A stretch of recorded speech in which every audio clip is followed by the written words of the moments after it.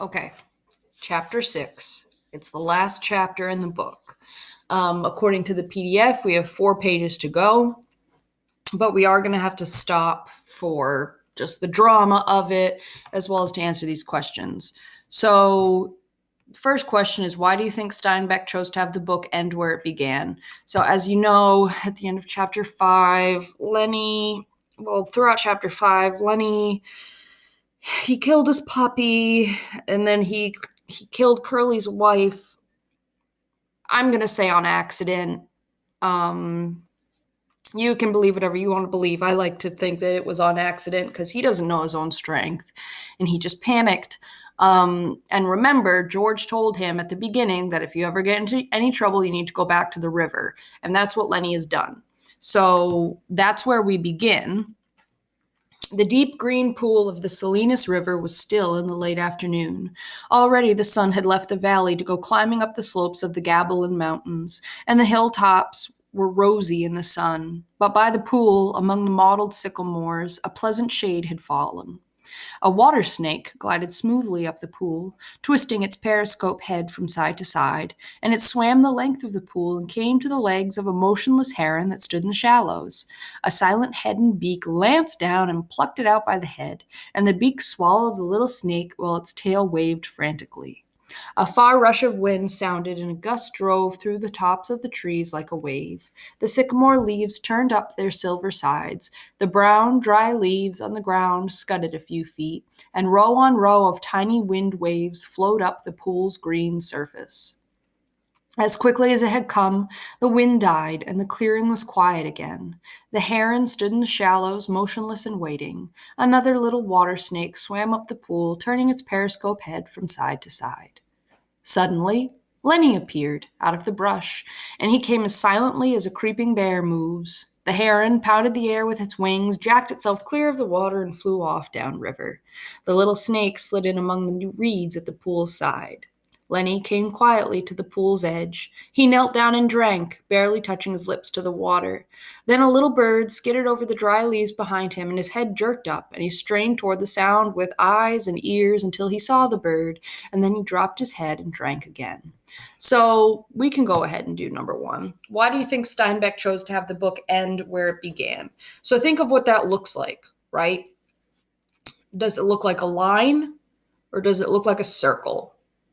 If something ends where it begins, where it had begun, is that a line or is that a circle? And then think about the symbolism of that. Okay, so think about the symbolism of a line versus a circle in terms of this story. And that's how you answer number 1. Pause it if you need to. When he was finished, he sat down on the bank with his side to the pool so that he could watch the trail's entrance. He embraced his knees and laid his chin down on his knees. The light climbed on out of the valley, and as it went, the tops of the mountains seemed to blaze with increasing brightness. Lenny said softly, "I didn't forget you, bet goddamn. Hide in the brush and wait for George." He pulled his hat down low over his eyes. "George gonna give me hell," he said. "George gonna wish he was alone and not have me bothering him." He turned his head and looked at the bright mountain tops.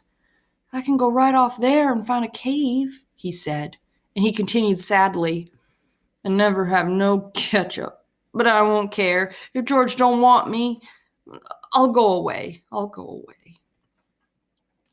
And then from out of Lenny's head, there came a little fat old woman. She wore thick bullseye glasses, and she wore a huge gingham apron with pockets, and she was starched and clean. She stood in front of Lenny and put her hands on her hips, and she frowned disapprovingly at him. And when she spoke, it was Lenny's voice. "I told you," she said.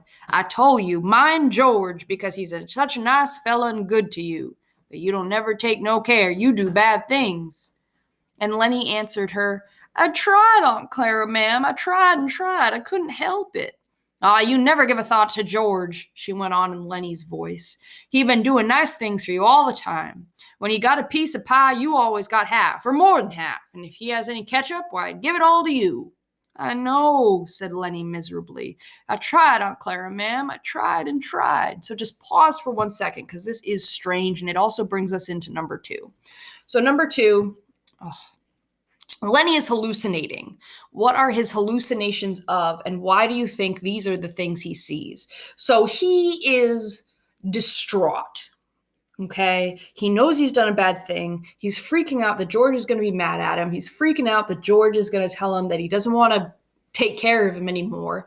Lenny is not a schizophrenic. Please do not think that Lenny is a schizophrenic, because he's not. He is a mentally challenged man who is currently under a lot of stress. So he's having these visions. And the first one is of his aunt, okay? So he's seeing his aunt, who's dead, before him. And when she speaks in his voice, because it's his hallucination. So why do you think he sees her? And there's going to be another one as well. So the Aunt Clara vision continues. He says, I tried, couldn't help it. She interrupted him. All the time. He could have had such a good time if it wasn't for you. He would have took his pay and raised hell in a whorehouse, and he could have sat in a pool room and played snooker. But he got to take care of you. Lenny moaned with grief. I know, Aunt Clara, ma'am. I'll go right off in the hills, and I'll find a cave, and I'll live there so I won't be no more trouble with George. Ah, you just say that, she said sharply. You're always saying that, and you know son of a bitch well you ain't never gonna do it. You'll just stick around and stew the bejesus out of George all the time. Lenny said, I might just as well go away. George ain't gonna let me tend no rabbits now. And then Aunt Clara was gone. And from out of Lenny's head, there came a gigantic rabbit. It sat on its haunches in front of him, and it waggled its ears and crinkled its nose at him, and it spoke in Lenny's voice too. So he has a second hallucination of a gigantic, like, man-sized rabbit, okay? So you need to picture a realistic rabbit, except 6 feet tall. And I know that you're probably going, what the heck has this book become? But please remember that he is under a lot of stress, and that this is not meant to be funny. Like, if you're giving a little awkward giggle right now, I totally get it, but this is not meant to be comical, okay? He's freaking out, okay? He's falling apart. All right, so now the rabbit is talking to him in his own voice, because it's his hallucination. 10 rabbits, it said scornfully. You crazy bastard, you ain't fit to lick the boots of no rabbit. You'd forget him and let him go hungry. That's what you do. And then what would George think? I would not forget, Lenny said loudly. Oh, the hell you wouldn't, said the rabbit. You ain't worth a greased jackpin to ram you into hell. Christ knows George never done nothing he could do Jack out of the sewer, but it don't do no good. If you think George gonna let you 10 rabbits, you're even crazier than usual, 'cause he ain't. He's gonna beat the hell out of you with a stick. That's what he's gonna do. Now Lenny retorted belligerently. He ain't neither. George wouldn't do nothing like that. I've knew George since I forget when. He ain't never raised his hand to me with a stick. He's nice to me. He ain't gonna be mean. Well, he's sick of you, said the rabbit. He's gonna beat hell out of you and then go away and leave you. He won't, Lenny cried frantically. He won't do nothing like that. I know George. Me and him travels together. But the rabbit repeated softly over and over, he gonna leave you, you crazy bastard. He gonna leave you all alone. He gonna leave you, crazy bastard. Lenny put his hands over his ears. He ain't, I tell you, he ain't. And he cried, oh, George, George, George. And George came quietly out of the brush, and the rabbit scuttled back into Lenny's brain. So pause for 1 second, because we have to talk a little bit more about number 2. So why does he see his Aunt Clara? All right. Why would he see her? And when he sees her, what kind of things does he imagine her saying? And then with the rabbit, why would he see a rabbit? And what kind of things is the rabbit telling him? Because I'll help you out. They're both voicing pretty much every fear Lenny has ever had. And you just need to kind of explain that. All right, here comes number 3. George is actually here now. So Aunt Clara vision is done, giant rabbit vision is done, and Lenny's freaking out, but when he looks up, he actually sees the real George. So George is there in front of him. George came quietly out of the brush, and the rabbit scuttled back into Lenny's brain. And George said quietly, "What the hell are you yelling about?" Lenny got up on his knees. "You ain't gonna leave me, are you, George? I know you ain't." George came stiffly near and sat down beside him. "No, I knowed it," Lenny cried. "You ain't that kind." George was silent. Lenny said, "George." "Yeah? I done another bad thing." "It don't make no difference," George said, and he fell silent again. On the topmost ridges, only the topmost ridges were in the sun now. The shadow in the valley was blue and soft. From the distance came the sound of men shouting to one another, and George turned his head and listened to the shouts. So remember, Curly has like a whole lynching party together of all the ranch hands, and they're headed to come get Lenny. They're still a good distance off, though, but George can hear them. Lenny said, "George?" "Yeah?" "Ain't you gonna give me hell?" "Give you hell?" "Well, sure, like you always done before. Like, if I didn't have you, I'd take my $50. Oh, Jesus Christ, Lenny, you can't remember nothing that happens, but you remember every word I say." "Well, ain't you gonna say it?" George shook himself. He said woodenly, "If I was alone, I could live so easy." His voice was monotonous and had no emphasis. "I could get a job and not have no mess." He stopped. "Go on," said Lenny. "And when the end of the month come?" "And when the end of the month come, I could take my $50 and go to a cat house." He stopped again. Lenny looked eagerly at him. "Oh, go on, George. Ain't you going to give me no more hell?" "No," said George. "Well, I can go away," said Lenny. "I'll go right off in the hills and find a cave if you don't want me." George shook himself again. "No," he said. "I want you to stay with me here." Lenny said craftily, "Well, tell me like you done before." "I'll tell you what. About the other guys and about us." So we have to pause for a second. So number 3, at the end of the hallucinations, George actually appears. How does George react to what Lenny tells him? So Lenny tries to give his confession, "I did another bad thing," and George is just like, "Yeah, I know, but it doesn't matter." And Lenny wants George to scold him. He wants George to freak out at him and tell him, "Oh, I could have it so easy and you're crazy and you better just get gone, blah, blah, blah." Lenny wants to like be punished because he knows he's done a bad thing. And it's pretty much what George does every time something bad does happen. So Lenny's looking for that. He wants to be able to apologize to George.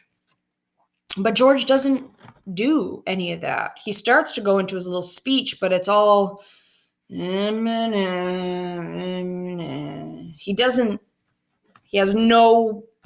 has no anger in him. George has no anger in him because he expected this.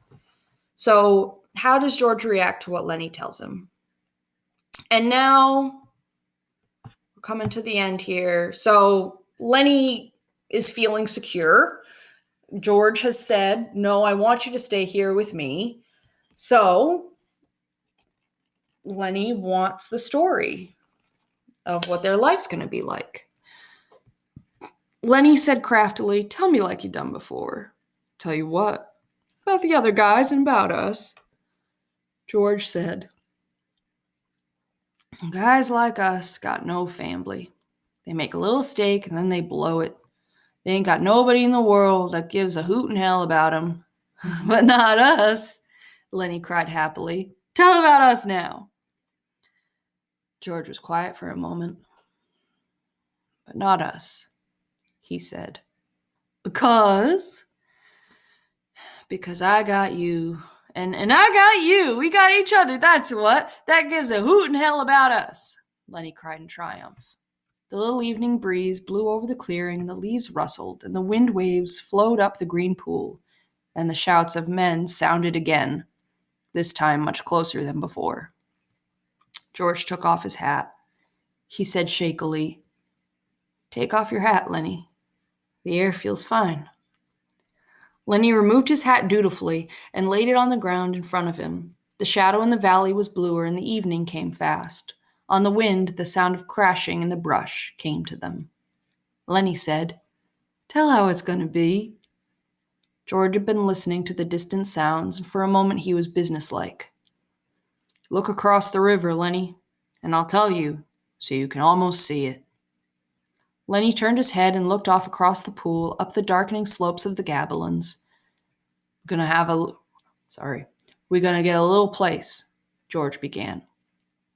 He reached in his side pocket and brought out Carlson's Luger. He snapped off the safety, and the hand and gun lay on the ground behind Lenny's back.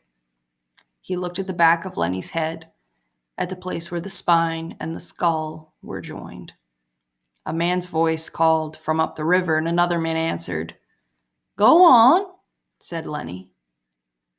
George raised the gun, and his hand shook, and he dropped his hand to the ground again. Go on, said Lenny. How's it going to be? We're going to get a little place. We'll have a cow, said George, and we'll maybe a pig and chickens, and down the flat we'll have a little piece of alfalfa. For the rabbits, Lenny shouted. For the rabbits, George repeated. And I get to tend the rabbits. And you get to tend the rabbits. Lenny giggled with happiness. And live on the fat of the land. Yes. Lenny turned his head. No, Lenny, look down there across the river like you can almost see the place. Lenny obeyed him, and George looked down at the gun. There were crashing footsteps in the brush now, and George turned and looked toward them. Go on, George. When are we going to do it? Gonna do it soon. Me and you. You and me. Everybody gonna be nice to you. Ain't gonna be no more trouble. Nobody gonna hurt nobody nor steal from 'em, Lenny said. I thought you was mad at me, George. No, said George. No, Lenny, I ain't mad. I never been mad, and I ain't now. That's a thing I want you to know. The voices came close now. George raised the gun and listened to the voices, and Lenny begged, Let's do it now. Let's get that place now. Sure, right now. We gotta. And George raised the gun and steadied it, and he brought the muzzle of it close to the back of Lenny's head. The hand shook violently, but his face set, and his hand steadied. He pulled the trigger. The crash of the shot rolled up the hills and rolled down again. Lenny jarred, and then settled slowly forward to the sand, and he lay without quivering. George shivered and looked at the gun, and then he threw it from him, back up on the bank near the pile of old ashes. The brush seemed filled with cries and with the sound of running feet, and Slim's voice shouted, George! Where you at, George? But George sat stiffly on the bank and looked at his right hand that had thrown the gun away. The group burst into the clearing, and Curly was ahead. He saw Lenny lying on the sand. You got him, by God! He went over and looked down at Lenny, and then he looked back at George. Right in the back of the head, he said softly. Slim came directly to George and sat down beside him and sat very close to him. Never you mind, said Slim. A guy got to sometimes. But Carlson was standing over George. How'd you do it? He asked. I just done it, George said tiredly. Well, did he have my gun? Oh, yeah, he had your gun. And you got away from him, and you took it and you killed him? Yeah, that's how. George's voice was almost a whisper. He looked steadily at his right hand that had held the gun. Slim twitched George's elbow. Come on, George, me and you go in and get a drink. George let himself be helped to his feet. Yeah, a drink.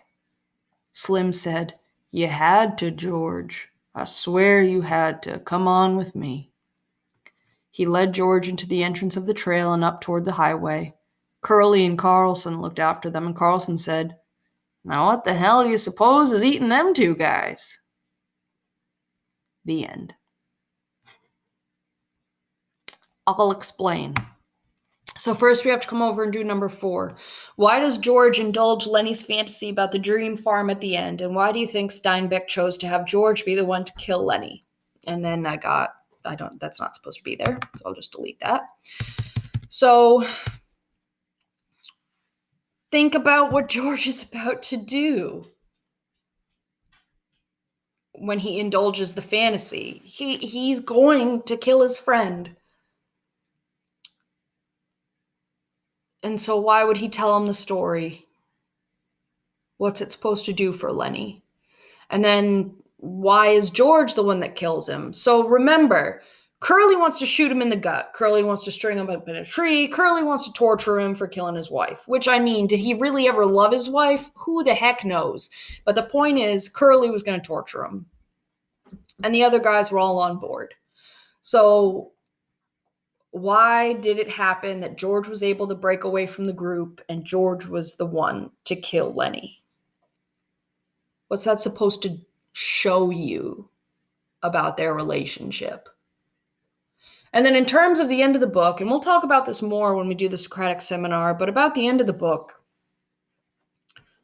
Slim knows what George did. Whether George told him or Slim just has that inherent knowing, Slim knows that George killed Lenny kind of as a mercy thing. And so he's trying to comfort George because Slim also knows what Lenny meant to George and what George meant to Lenny. And he knows that they were, in fact, best friends, as well as George being Lenny's caregiver. Meanwhile, Curly and Carlson, they're oblivious to the relationship that Lenny and George had. They think that George just killed Lenny because Lenny killed Curly's wife, and they think that's the end of it. And, why is George acting so weird? He did what he had to do. Big whoop. The guy had a mental handicap anyway. They don't understand the relationship, which is why at the end, Carlson's like, what do you think is eating them up? Because Slim understands, and George is just broken in so many different ways because of what he did and what he honestly had to do.